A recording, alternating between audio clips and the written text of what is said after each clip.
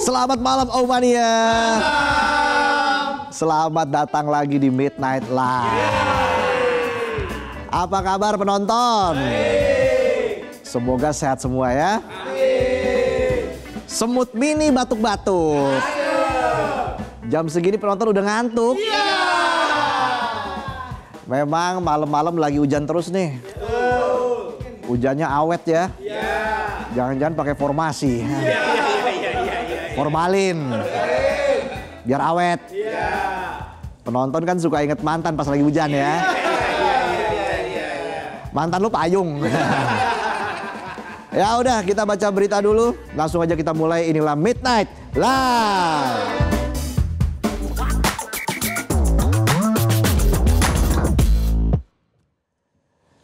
Pepatah Zimbabwe mengatakan sepandai-pandainya tupai melompat gak bakal masuk gorong-gorong.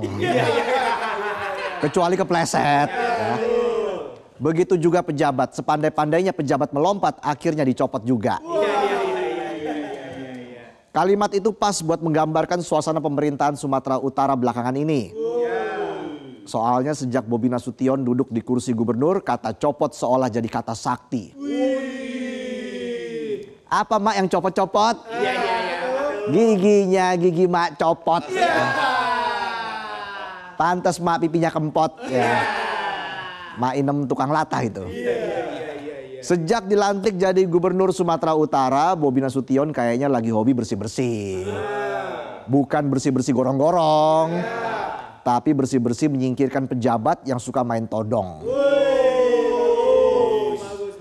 Terbaru, Bobi mencopot Sekretaris Dinas Koperasi dan UKM Sumut, Herli Puji Mentari Latu Perisa, dari jabatannya. Alasannya berdasarkan laporan hasil pemeriksaan inspektorat, Bu Puji ini kedapatan melakukan sejumlah pelanggaran disiplin.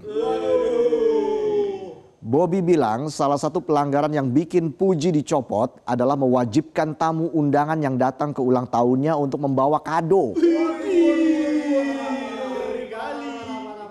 Kalau biasanya undangan ulang tahun tulisannya tiada kesan tanpa kehadiranmu. Mungkin kalau di undangan Puji tulisannya tiada kesan tanpa kadomu. Mau kadonya sendal hiu sampai tromol belakang nggak apa-apa dah. Pejabat menerima kado aja jatuhnya udah gratifikasi. Kalau sampai minta dan ngewajibin bawa kado begini jatuhnya bisa jadi pungli. Kesalahan Puji nggak cuma sekedar minta kado. Dalam surat keputusan Gubernur Sumut tanggal 10 September 2025, daftar pelanggaran Puji lumayan panjang. Pertama, dia ketahuan sibuk main HP pas Gubernur Bobi lagi kasih arahan resmi. Bayangin gubernurnya lagi ngomong serius soal kerjaan, bawahannya malah sibuk main HP. Emangnya Bobi penguat sinyal? Pelanggaran selanjutnya, Puji disebut ikut seleksi jabatan di Pemkot Medan tanpa izin atasan. Yang jelas-jelas melanggar aturan. Ibarat lagi nunggu lampu merah, dia malah gelar pesta ultah. Ya. Absurd ya. Jelas-jelas melanggar aturan. Dalam SK Gubernur, Puji juga dituding nyuruh tenaga outsourcing bersih-bersih rumah pribadinya di luar jam kerja. Dan parahnya lagi nggak dikasih upah. Ya begitulah manusia, kadang baik kadang Firaun. Ya. Firaun aja insecure tuh ngeliat kelakuan begitu ya. Nggak sampai di situ, berdasarkan laporan Puji juga kerap melakukan kekerasan verbal maupun fisik ke bawahan. Namanya Puji tapi kelakuannya kok tidak terpuji. Kepala Inspektorat Sumut Sulaiman Harhab memastikan pencopotan ini murni karena pelanggaran bukan politik. Dia bilang sanksi disiplin sudah sesuai regulasi, bukan keputusan asal-asalan.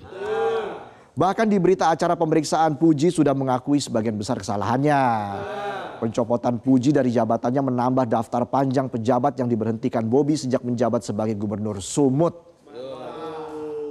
Sejak dirinya resmi dilantik Presiden Prabowo Subianto pada 20 Februari 2025, Bobi sudah rajin copot-mencopot. Tercatat dalam 7 bulan, Bobi sudah mencopot 8 pejabat teras dari jabatannya. Udah kayak pindahan rumah, semua barang lama dibuang. Biar nggak ada bau-bau masa lalu. Kayak penonton baru putus. Barang mantan dijual-jualin. Lagi BU ya. Kaos kaki motif ceker ayam aja dijual. Pada pertengahan Maret, Kepala Dinas Kebudayaan Pariwisata dan Ekonomi Kreatif Sumut Zumri Sultoni ditetapkan sebagai tersangka kasus korupsi penataan situs Benteng Putri Hijau tahun 2022 oleh Kejaksaan Tinggi Sumut. Bobi menyebut kasus itu terjadi sebelum ia menjabat, tapi bagaimanapun pejabat yang korupsi harus digiring ke meja hukum. Akhirnya sehari setelah ditetapkan tersangka, Zumri langsung dicopot pada 12 Maret 2025. Wajar dicopot karena korupsi. Katakan tidak pada korupsi.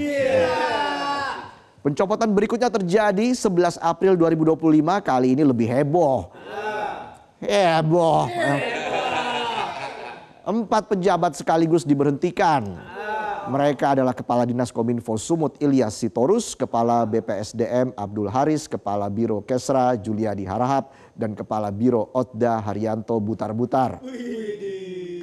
Ilyas dicopot setelah dia tersangkut kasus dugaan korupsi pengadaan software perpustakaan digital di Kabupaten Batubara tahun 2021 senilai 1,8 miliar rupiah. Ini juga wajar karena dicopot ya karena korupsi. Katakan tidak pada korupsi. Sedangkan Abdul Haris disebut-sebut melakukan penyimpangan jabatan ketika masih menjabat Kadis Pendidikan Sumut. Posisi ini kemudian diisi Alexander Sinulinga, orang dekat Bobi di Pemkot Medan.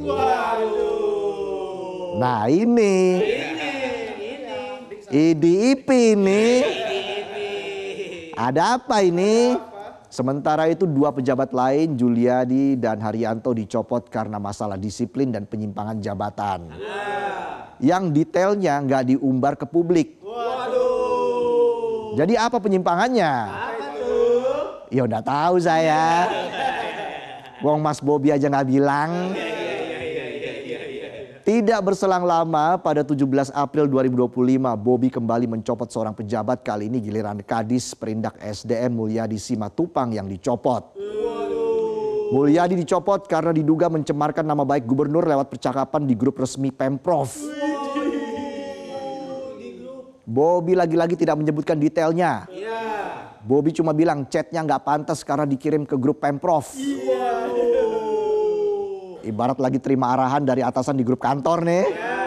Kita mau jawab siap, malah typo jawabnya sial. Mana ditambahin stiker foto bos lagi.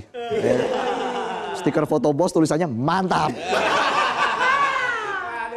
Mulyadi dikenal dekat dengan Edi Rahmayadi, mantan gubernur Sumut sekaligus rival politik Bobi di Pilkada 2024. Di masa Edi menjabat, Mulyadi sering kebagian jabatan strategis termasuk pernah jadi penjabat Bupati Labuan Batu. Pencopotan Mulyadi pun bikin orang-orang berspekulasi ini murni soal disiplin atau ada bumbu politik. Kalau bumbu dapur buat masak. Masak mie enak nih. Nanti di segmen berikutnya ya. Nggak cuma sampai di situ, 19 Mei 2025 Kepala Dinas Tenaga Kerja Sumut Ismail juga dicopot dari jabatannya. Menurut Kepala BKD Sumut Sutan Tolang Lubis, Ismail kena sanksi karena pelanggaran disiplin berat. Detail pelanggarannya lagi-lagi tidak diumumkan ke publik. Ibarat gebetan ngambek nggak mau kasih tahu kenapa. Kita disuruh nebak-nebak. Padahal mah dia emang mau putus aja. Akhirnya dia bilang, jujur, kamu terlalu baik buat aku. Klasik ya. Emang gue sepeda baik. Pengamat politik UIN Sumut Faisal Riza, pergantian pejabat oleh kepala daerah baru itu sebenarnya hal biasa. Tapi di Sumut suasananya agak dramatis. Publik pun melihat fenomena ini bukan sekedar soal disiplin, tapi strategi politik Bobi untuk menyingkirkan sisa-sisa orang Edi Rahmayadi. Apalagi kursi-kursi kosong banyak diisi oleh loyalis Bobi dari Pemkot Medan. Ya, semoga bukan bagi-bagi jabatan. Kalau penonton kan maunya bagi-bagi THR. Masih lama ya. Namun Bobi santai aja, dia bilang apa yang dilakukannya memang bagian dari bersih-bersih internal. Menurut Bobi, pemerintahan harus dijalankan dengan cara yang benar. ASN harus ingat bahwa mereka digaji dari uang rakyat. Dan sebagai pelayan masyarakat, ASN harus berintegritas. Jadi kalau ada yang main-main dengan jabatannya apalagi sampai menyalahgunakan wewenang, Bobi tidak ragu untuk langsung mencopot mereka dari jabatannya. Langkah yang dilakukan Bobi dalam 7 bulan masa jabatannya mungkin memang bisa menimbulkan banyak spekulasi. Semoga itu bagian dari upaya untuk memajukan pemerintahan yang lebih baik. Bukan asal utak-atik demi kepentingan politik.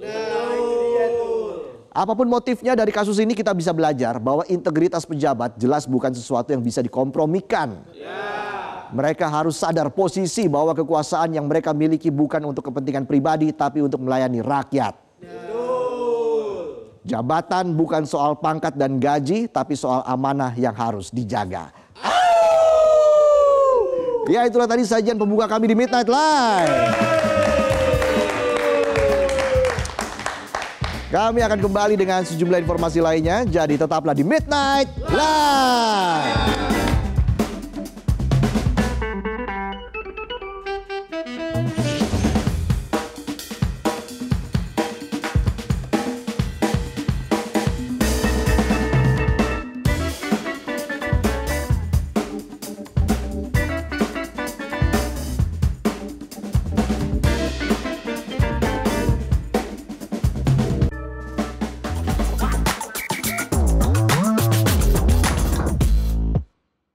Jelajahi cara baru mendapatkan informasi. Download Metro TV Extend sekarang.